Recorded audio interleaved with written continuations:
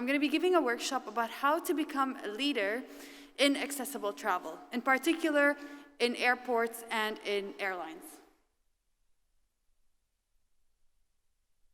Just a quick introduction about myself. I'm a civil engineer at Zayed's Higher Organization. Zayed's Higher Organization is a governmental entity that was founded in 2004 in Abu Dhabi as an umbrella for all humanitarian bodies, social services, people of determination institutions, and any future bodies that are established in the Emirate of Abu Dhabi.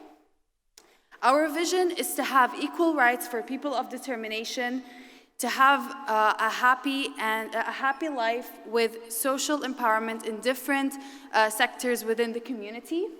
And our mission is to enable people of determination educationally, functionally, culturally, socially, in line with their abilities and inspiration towards the effectiveness of their community roles and to achieve social development within the Emirate of Abu Dhabi and of course within the United Arab Emirates. Just some of the services that we offer at ZHO. We have assessment services, inclusion services, therapy services. We have healthcare services, educational services, residential care, and of course, services that are catered to different age groups. So for instance, from 0 to 5 years old, we have our early intervention. 5 years old to 15 years old, we have specific disability-oriented services and educational services, of course. And for ages 15 years and above, we have vocational training and shelter employment opportunities. We also offer other services that are not only directly catered towards people of determination. We offer services to governmental entities, and that includes our Be Accessible service, which is kind of similar to what we were talking about earlier with the municipality of Dubai, where we have a technical team that includes myself going into different facilities, different buildings, whether governmental or entertainment buildings.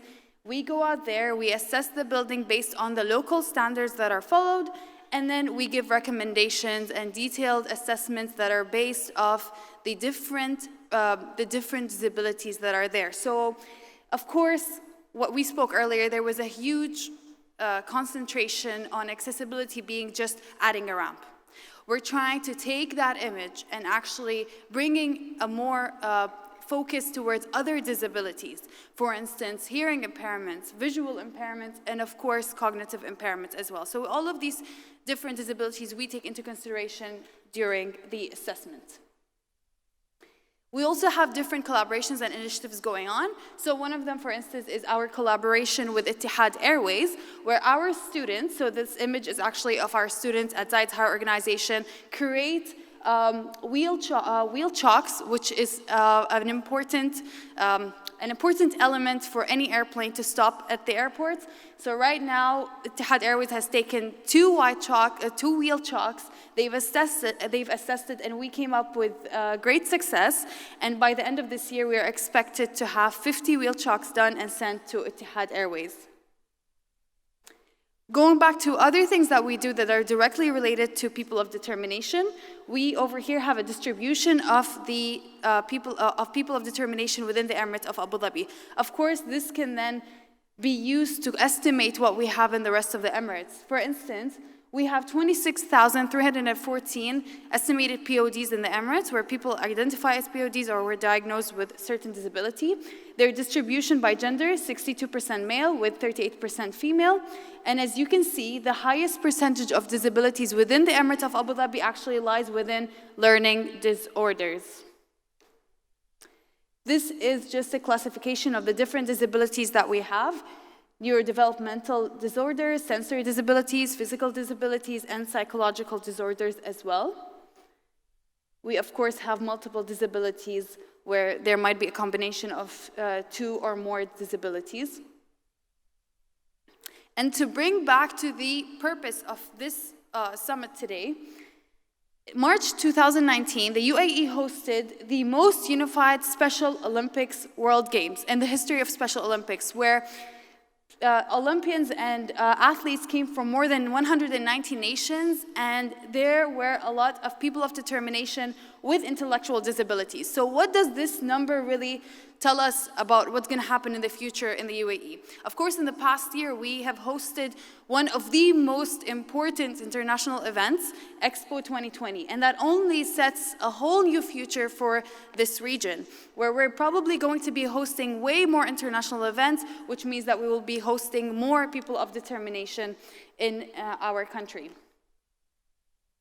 What's the objective of this workshop? The objective of this workshop is to just give you a holistic view of how to become a global leader of choice in providing accessible travel to people of determination. These are just some of the things that I have listed. That includes focusing on 3 main factors: the physical facilities, training the staff, and client satisfaction, ensuring that best practices that are already existing out there are being followed, focusing on the experience of PODs all the way from booking and all the way to departing the airplane into the next airport or the next destination. You also have to grow alliances and that cohesion between different stakeholders and different partners who will be playing an important role in such a program. And once again, utilizing technologies that exist out there. So again, as you can see here, we should focus on the entire journey of a person of determination, from website browsing to booking to leaving the house, entering the airport, checking in, resting and lounging, duty-free experience, the gate entry experience, the airplane boarding, in-plane comfort, of course, and then departing the airplane. So focusing on the main 3 factors, the physical facilities, the trained staff, and client satisfaction. To become a leader in accessible travel, we have to take into consideration the environment in which the people of determination are going to be in. What we mentioned earlier in this summit is that we are the ones that are putting the disabilities in the environment. And we need to have an environment that enables everyone to use the services, whether it's people with mobility and agility loss, people with hearing impairments, people with visual impairments, or people with cognitive impairments as well. Not only should the facility be inclusive, but there needs to be trained staff. And this is actually something that I've heard from most of the PODs that have traveled. Some staff do not treat wheelchairs properly. We had a lot of incidents where people had broken wheelchairs after arriving to their destination. And as we mentioned earlier, it's just as important as someone's part of their bodies. Like I heard one of our POD athletes said that people need to treat the wheelchairs as if they are part of someone's body, their hands or their legs. And of course, no one wants to lose that part while they're traveling somewhere else. Continuous follow-up with the client stories and client satisfaction is also important to always improve the services and always improve that journey for people of determination. In order to do the physical facilities, in order to improve the physical facilities, an assessment needs to be done. Of course, it can be in Abu Dhabi, for instance, or any other emirate, or anyone interested. A technical team from ZHO can go and assess the facility, but in any other emirate or any other region, there is always that local team that is an expert in accessibility that can come and assess the environment and give you the recommendation. Based, of course, on that assessment, a report of recommendations will be done and then improvements can be made. Trained staff is very important. You should always make sure that the staff that is giving a service is trained. And as we've seen in just the earlier workshop, we understand how important that part is.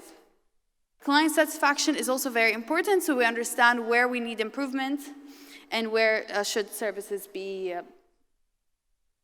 better. Ensuring that best practices are followed. There are so many practices out there.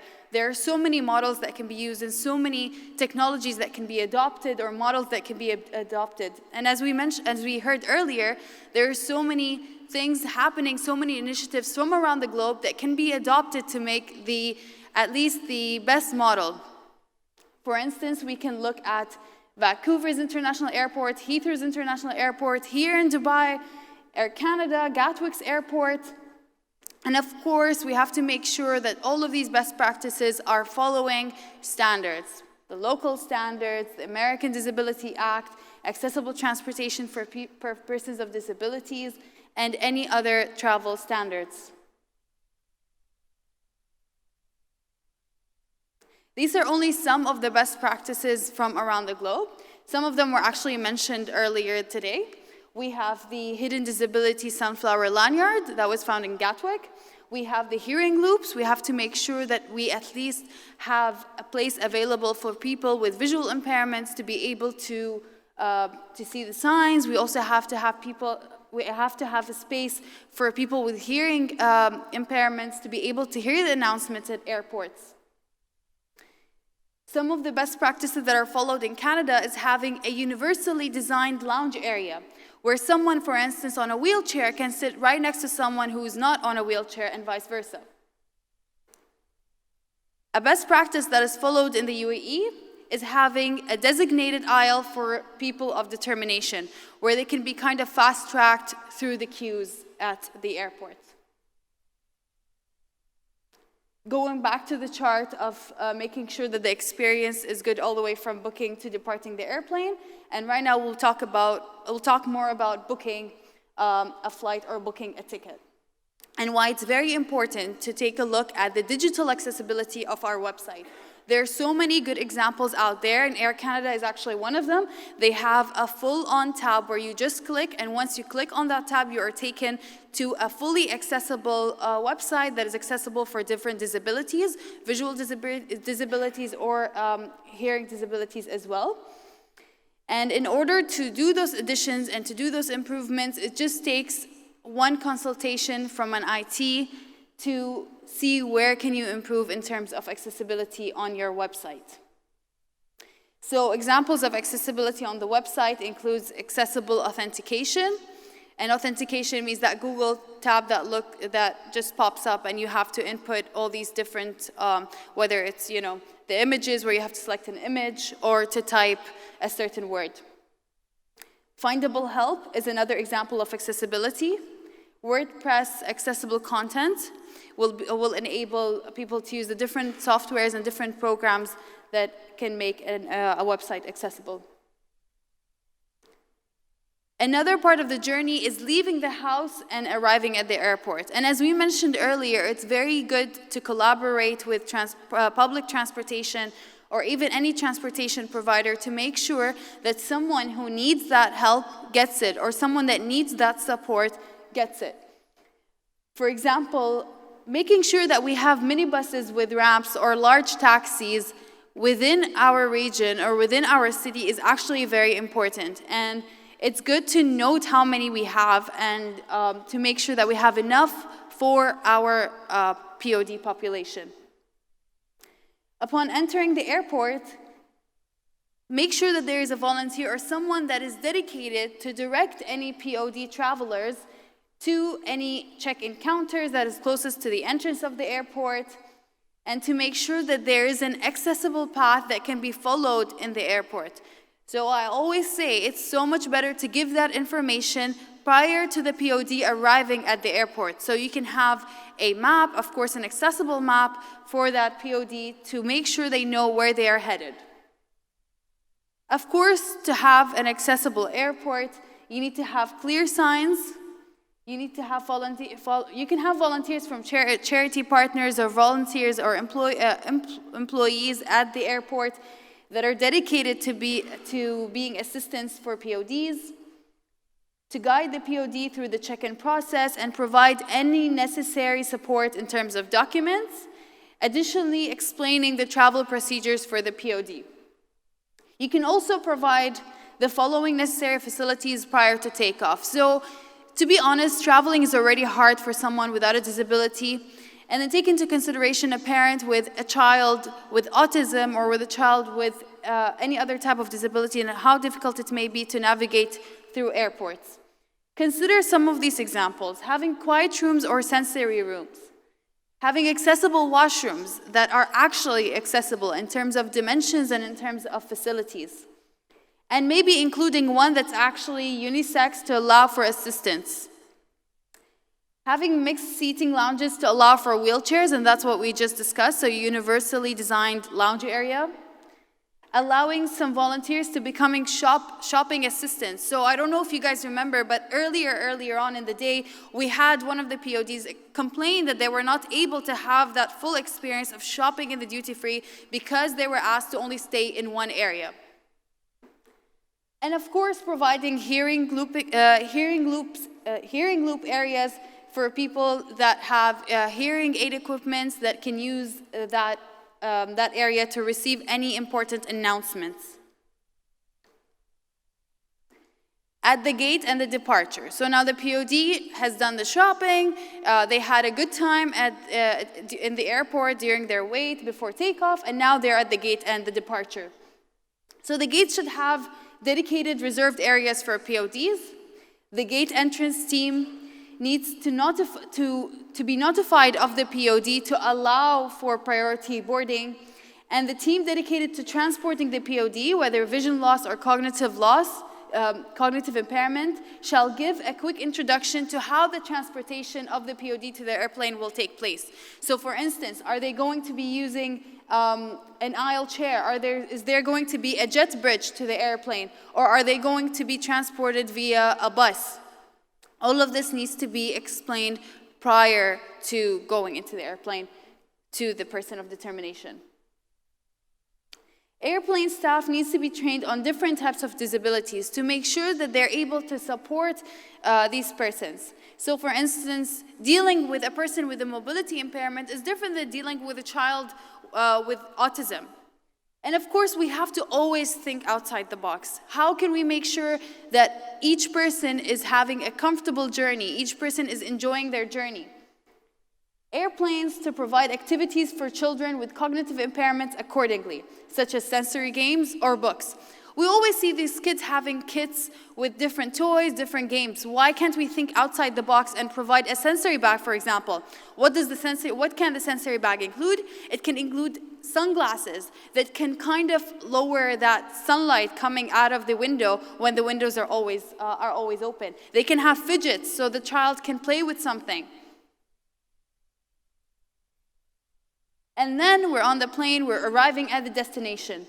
What happens when we arrive at the destination? Well, we should expect that the airport, prior to me boarding the airplane, should have contacted the airport I'm going to and saying that, hey, a POD is reaching there, please support them if needed.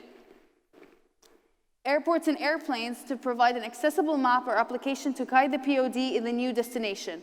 This can include instructions provided by them, by Airways, whatever Airways it is, whatever airport it is, in the airplane. So once again, it's about training the staff to go outside the box, to do that extra step to provide that comfort. What's going to happen when I reach the next destination? Where am I supposed to go? Of course, in an accessible manner, which means that there should be at least someone who knows basic sign language on the airplane to provide that service. And of course, during the initial check-in, a guide could ask if assistance in booking services can happen. And this can even go prior to the first booking. When you're booking the first ticket, you can ask for extra support at your destination. Growing alliances, and this is really, really important. This goes back to all the different speeches and all the different presentations that we had earlier. We have to use the different partners that are there. We have to use the different parties, the different entities to make sure that we're having a very comprehensive program to support people of determination. For instance, this is just an example where ZHO, the transportation bodies and airports kind of have a partnership where ZHO, for example, will provide the accessibility assessment, will provide the workshops and the training to the staff, and will provide the accessible model of the POD's journey to the airlines. And the airlines will use the airports to provide volunteers and staff members to have dedicated accessibility assistance. And of course, they will have a partnership with public transportation bodies to make sure that the POD who needs support getting into the airport will be able to do so using public transportation or any available transportation. Utilizing technologies and plans that are already out there, we just touched bases on this. So there's so much out there that can be used. One of the initiatives that we've actually started in Abu Dhabi in one of the malls is the Hidden Disability Sunflower Lanyard, which is just a lanyard that someone with a hidden disability can wear to make sure that the people around them and the staff acknowledge that they have a hidden disability without having to vocally say it or specify it.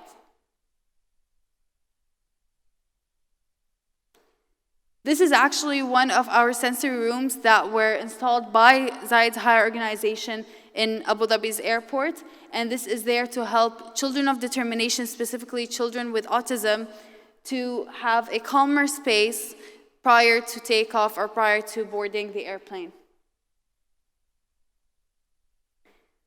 To conclude with my workshop, again, the most important factors affecting POD's travel experience is having an accessible physical facility, an accessible environment, having trained staff that are able to assist and support different disabilities, and having customized travel accommodations.